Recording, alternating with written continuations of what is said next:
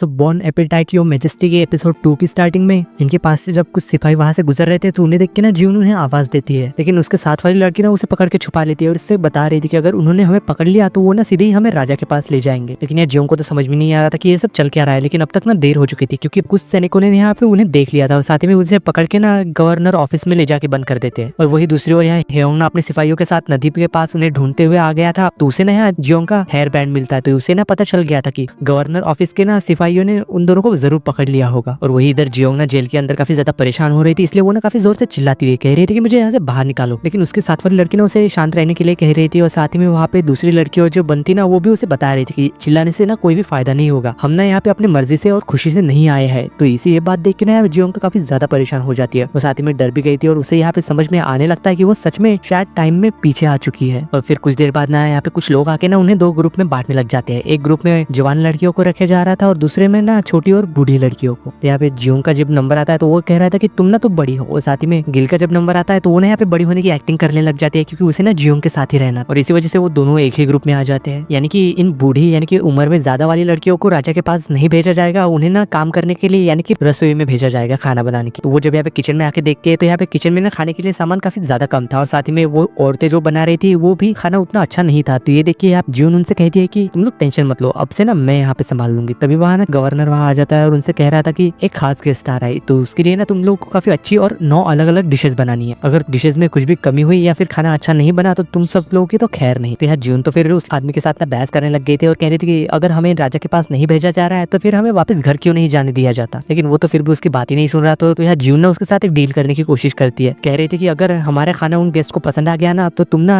यहाँ की सभी औरतों के जाने दोगे। तो शायद ना इस बात के लिए वो भी मान गया था। तो यहाँ जियोंग ना उसे उन गेस्ट के बारे में पूछती है कि उन लोगों को खाने में क्या पसंद है, पर फिर भी यार उसे तो इस बारे में कुछ भी नहीं पता। और वही यहाँ पे उन लोगों की आवाज सुन के ना गवर्नर का बेटा इनहुक वहाँ आ जाता है और उन लोगों को देख रहा था। तो जियोंग ना फिर उसे देख के ना उसके पास चली जाती है और उसे सारी चीजें बता रही थी और उससे ना सारी चीजें क्लियर कर लेती है कि उसे करना क्या है। तो जबकि यहाँ जियोंग ना अब यहाँ की कुक बन चुकी है तो वो ना उसे अपनी सारी कंडीशन बता देती है। तो वो भी ना उसकी कंडीशन मांग दिया था और कह रहा था कि ठीक है, लेकिन तुम्हें ना संभल के काम करना होगा, अगर तुमने कुछ भी गड़बड़ की या फिर खाना अच्छा नहीं बना तो इससे ना तुम्हारी जान भी जा सकती है, क्योंकि जो गेस्ट आने वाले हैं ना वो काफी ज्यादा खतरनाक। तो शायद ना इस बात के लिए फिर भी जियोंग तो मान ही गई थी। तो वही जब यहाँ दिखाया जाता है यार ये दोनों ना बात कर रहे थे और कह रहे थे कि चीफ रॉयल सेक्रेटरी और उसका बेटा आने वाला है, वो लोग ना काफी ज्यादा पावरफुल है। सोंगजे राजा हायुन का ना बहुत ही ज्यादा करीबी वाला दोस्त है और वो दोनों ना बाप बेटे काफी ज्यादा खतरनाक है और हमेशा ही ना खाने में किसी न किसी चीज की कमी निकालते रहते हैं। ऐसे कमी कि जैसे ना उन्हें एक बार उनके खाने में बाल निकल गया था और उस कुक को पनिश करने के नाम पे ना उसके ऊपर काफी ज्यादा जुर्माना लगाया गया, यानी कि उसके पास से काफी सारे पैसे ऐंठे गए। ये सारी बातें ना वो है जियोंग को बता रहा था और कह रहा था कि अगर तुमसे कोई गड़बड़ हुई ना तो तुम्हें टॉर्चर भी किया जा सकता है। पर फिर भी यहाँ पे जियोंग तो सारी शर्त मान चुकी थी और कह रही थी कि हाँ ठीक है, मैं भी करूंगी, मैं उन्हें सिखाऊंगी कि खाने की इज्जत कैसे की जाती है ताकि दोबारा से ना वो खाने के मजाक ना उड़ा सके। तो इसी बात को लेकर ना वो तैयारी करने लग जाती है और यहाँ पे सब लोग को समझा रही थी क्योंकि वो ना इन लोगों के लिए तो ये सारी चीजें कर रही थी ना और ये सारी औरतें ना उसका साथ देने का फैसला करती। अब जबकि यहाँ पे सब लोग तैयार थे और यहाँ टाइम ना कम था तो यहाँ वो सोचने लग गई थी कि मेन डिश में क्या बनाना चाहिए क्योंकि इंग्रेडिएंट ना काफी ज्यादा कम थे। तो जब उसे ना यहाँ पे एक मीट का बहुत बड़ा टुकड़ा मिल जाता है तो वो सोचती है कि मुझे ना इससे एक फ्रेंच स्टाइल टेक वाली डिश बनानी चाहिए और वो ना उसकी तैयारी में लग जाती है। पर वो मीट काफी ज्यादा सख्त था तो वो यार ना चाकू से काटने की भी कोशिश कर रही थी, लेकिन इसका भी कोई फायदा नहीं होता। तो इसलिए ना वो यहाँ पे उसे पकाने के लिए अलग मेथड ट्राई करती है। वो ना उसे पानी में डाल के एक बड़े से बर्तन में पका रही थी और साथ ही में वो बार बार हाथ डाल के टेम्परेचर भी चेक कर रही थी क्योंकि उसे ना बिल्कुल सही टेम्परेचर पे पकाना जरूरी था। और वही दूसरी ओर यहाँ पे सोंगजिना और उसके पिताजी भी वहाँ पे पहुंच गए थे। तो यहाँ सोंगजिना चायोम प्रथा के लिए चुनी हुई जितनी भी लड़कियां हैं ना उन सभी लड़कियों को ना तो उसने रिजेक्ट कर दिया था क्योंकि उनमें से वो एक भी लड़की उसे बिल्कुल भी पसंद नहीं आई थी। और साथ ही में यहाँ पे इन्हें को दिखाया जाता है, वो यहाँ पे बता रहा था कि उसने तो उसकी बेटी को उसकी नानी के यहाँ पे भेज दिया था ताकि कहीं चायोंग के नाम पे ना उसे भी यहाँ पे पेश ना कर दिया जाए, क्योंकि यहाँ का बस एक ही रूल था, चाहे वो किसी की भी बेटी हो या फिर कोई भी लड़की हो उसे ना राजा के सामने पेश किया ही जाता है। तो सोंगजिना फिर उसी के बारे में पूछ रहा था कि तुम्हारी बेटी नहीं दिख रही है, तो वो भी बता रहा था कि मुझे नहीं पता, शायद वो कहीं बाहर गई होगी। और साथ ही में खाना भी बन चुका था तो उसके लिए ना खाना भी परोसा जाता है। पर वो तो यहाँ पे खाना देख के ना मुंह बनाने लग गया था और कह रहा था कि अरे बाप रे ये कैसा खाना है, इसमें तो सिर्फ खाली मीट के टुकड़े दिखाई दे रही है, बाकी चीजें कहाँ है, क्या तुम लोग ऐसा खाना खिला के हमारा अपमान करना चाहते हो। यहाँ इनहुक ने इस बात से गुस्सा हो गया था और सभी औरतों को पकड़ के लाके ना यहाँ खड़े करने की बात करता है। पर फिर भी यहाँ पे वो औरतों को तो समझ ही नहीं आ रहा था कि इन सब के साथ ना हो क्या रहा है, क्योंकि उन्होंने तो खाना काफी अच्छे से बनाया था। इसलिए जियोंग ना फिर उनसे कहते हैं कि तुम लोगों ने तो खाना टेस्ट भी नहीं किया तो फिर तुम खाने की बुराई कैसे कर सकते हो, ये तो नाइंसाफी है हमारे साथ, टेस्ट करने से पहले ही तुमने ये जज कर लिया कि खाना बुरा बना है और हमें सजा दे रहे हो, ये तो गलत है। तो यार वो राजा तो कह रहा था कि अगर खाना खराब होगा तो तुम्हें ना इन सब चीजों की जिम्मेदारी लेनी होगी और तुम्हें ना सजा मिलेगी। और फिर भी यहाँ पे जियोंग तो खुद पे ऊपर काफी ज्यादा कॉन्फिडेंट थे और कह रहे थे कि ये खाना ना खराब नहीं हो सकता और वो ना उसकी सजा के के लिए तैयार हो गई थी। पर तभी ना यहाँ पे सोंगजे तो उसी गवर्नर की पोती को यहाँ पकड़ के लाया गया था, जिसे कि उसके नानी के घर भेज दिया गया था। वो यहाँ पे उसे बताया था कि मैंने ना इसे भागते हुए पकड़ लिया था। तो इसी बात को देख के ना यहाँ पे इनुक तो काफी ज्यादा रोने लग गया था, क्योंकि वो ना उसकी बेटी जो थी और वो भी काफी ज्यादा छोटी थी। और इसी बात से गवर्नर भी काफी ज्यादा गुस्सा हो गया था। पर फिर भी यहाँ पे वो तो कुछ कर ही नहीं सकता था, क्योंकि वो राजा के सामने कुछ कर भी नहीं पाता। और साथ ही में यहाँ पे सोंगजे के पास ना चायोंग का एक बैच था, यानी कि एक तरह से ना एक बहुत ही बड़ा आदेश होता है जिसे कि इनकार नहीं किया जा सकता। इसलिए ना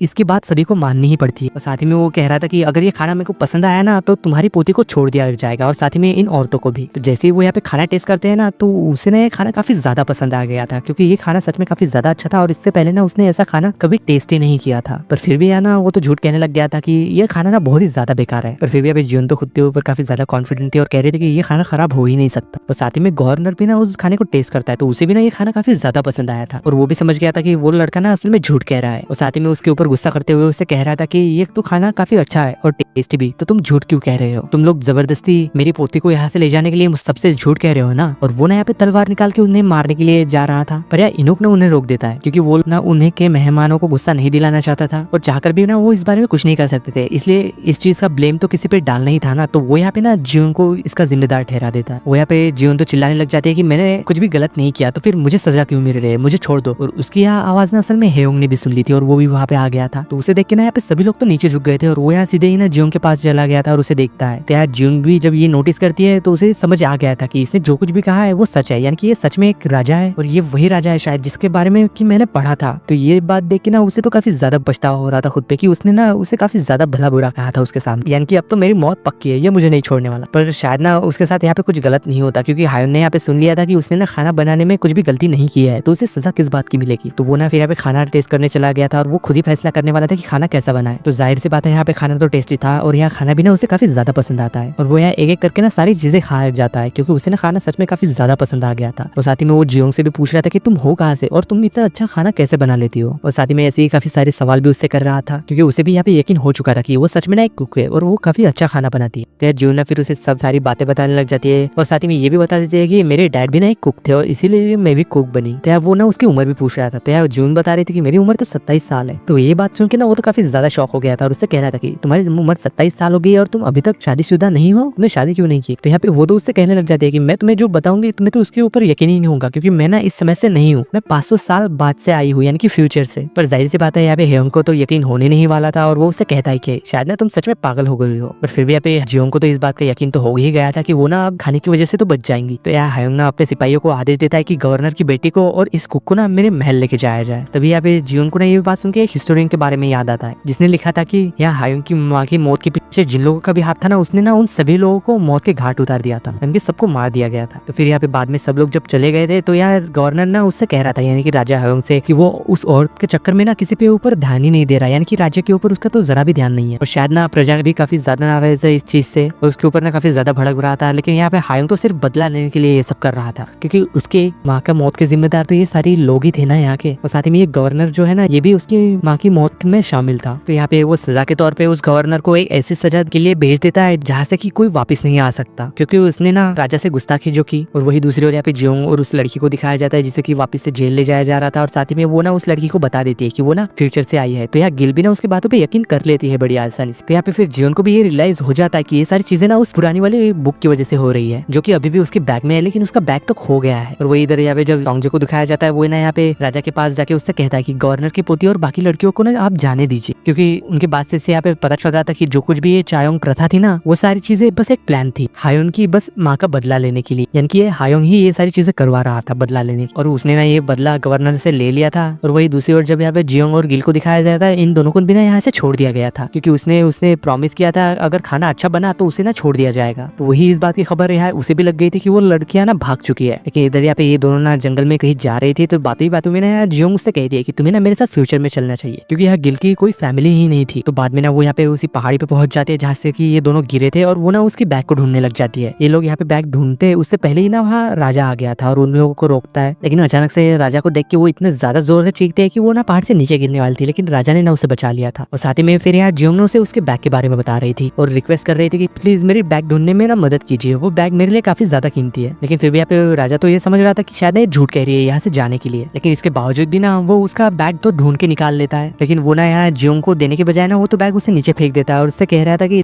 तुम ना अब यहाँ से नहीं भाग पाओगी। लेकिन ये बात देख के वो तो पहले यहाँ पे काफी जोर से उसके ऊपर चिल्लाती है, लेकिन साथ ही में ना वो शांत हो गई थी क्योंकि वो ना राजा था। अगर वो जितना परेशान उसे करेगी उसके लिए ना उतनी ही बड़ी दिक्कत हो जाएगी। और साथ ही में ना वो उसे आराम से रिक्वेस्ट भी करती है कि प्लीज मेरे लिए ना वो बैग काफी ज्यादा कीमती है, इसलिए मुझे वो बैग चाहिए, उसके लिए ना मैं कुछ भी करने को तैयार हूँ। ये सारी बातें सुनकर यहाँ पे हायुंग को तो उसके ऊपर ना काफी ज्यादा इंटरेस्ट आ रहा था। तो जब नेक्स्ट डे यहाँ दिखाया जाता है इन दोनों को ना पकड़ के हाथ पैर बांध के उन लोगों को ना महल ले जाया जा रहा था। और वही दूसरी ओर हमें मोएबजू को दिखाया जाता है जो कि हायुंग की पत्नी थी, वो और राजा जैसन जिसने कि उसे बचा के ना डील की थी हायुंग की पत्नी बनने के लिए। वो दोनों यहाँ पे साथ में थे और ये दोनों ही मिलके ना प्लान बनाते हैं कि हायुंग को ना रास्ते से हटा देना चाहिए। तो यार जैसेंग ना फिर उसे बता देता है कि हायुंग ना किसी लड़की को लेके आ रहा है महल में, तो तुम्हें ना उसके ऊपर बहुत ही ज्यादा ध्यान देना पड़ेगा ताकि वो ना सिर्फ तुम्हारा बनकर रह सके और किसी लड़की के पास ना वो नहीं जा पाए। और वही इधर यार जाते हुए ना जियोंग ये बात सोच रही थी कि क्या उसने उस हिस्टोरियन की बात को पलट दिया है, यानी कि उसने पास्ट को चेंज कर दिया है, क्योंकि हिस्ट्री के हिसाब से यहाँ उसकी जगह तो उसकी गवर्नर की बेटी को होना चाहिए था, लेकिन जबकि उसकी जगह यहाँ पे जियोंग मौजूद है। लेकिन इसके बाद ना फिर वो लोग यहाँ पे महल पहुंच जाते हैं। तो यहाँ मोकजुग ना तो काफी ज्यादा नाटक करने लग जाती है अच्छा बनने का, और वो यहाँ पे सीधे हायुंग के पास जाके उससे कहती है कि चलो अब से ना मैं तुम लोगों का ख्याल रखूंगी। तो यहाँ मोकजुग उससे बता रहा था कि देखिए मैं क्या लेके आया हूँ। यहाँ पे मोकजुग का नाम सुन के यहाँ पे जियोंग को कुछ याद आता है कि ये तो वही है जिसने कि राजा को अपने हाथों में जकड़ रखा था, यानी कि वो ना राजा को अपने इशारों पे नचाता और काफी ज्यादा बुरा।